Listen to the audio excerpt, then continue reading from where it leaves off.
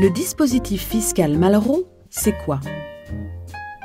Votée en 1962, la loi Malraux favorise la rénovation et la revitalisation des cœurs de villes historiques.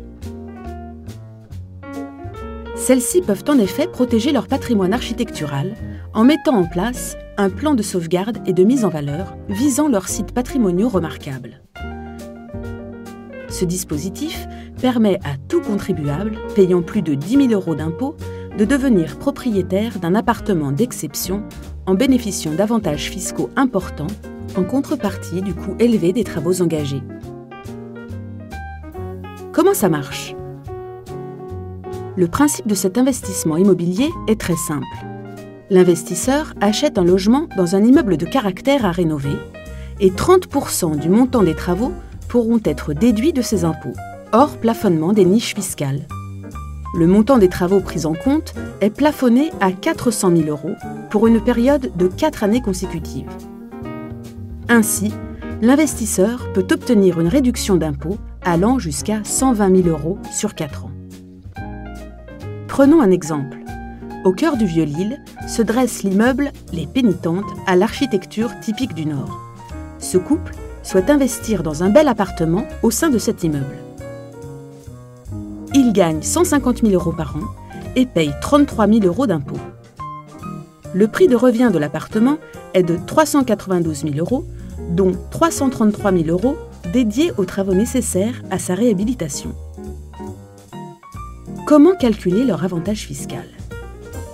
Le dispositif Malraux permet une réduction de 30% du montant des travaux.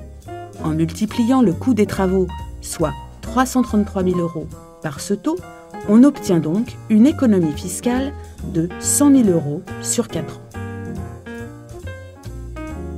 Grâce au dispositif Malraux, le couple bénéficiera donc d'une réduction d'impôt de 25 000 € par an et ne paiera donc plus que 8 000 € d'impôts par an, tout en se constituant un patrimoine immobilier.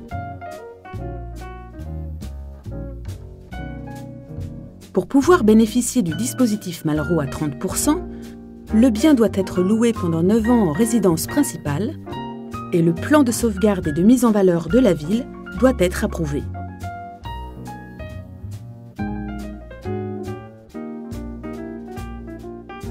En bref, investir en loi Malraux, cela veut dire devenir propriétaire d'un bien parfaitement localisé en cœur de ville, associer le charme de l'ancien au confort du neuf, contribuer à une démarche de développement durable, la rénovation ayant une empreinte carbone beaucoup plus faible que la construction, bénéficier d'une importante réduction d'impôts en dehors du plafond des niches fiscales, se constituer un patrimoine immobilier pour préparer l'avenir, avoir la fierté de participer à la sauvegarde du patrimoine architectural français.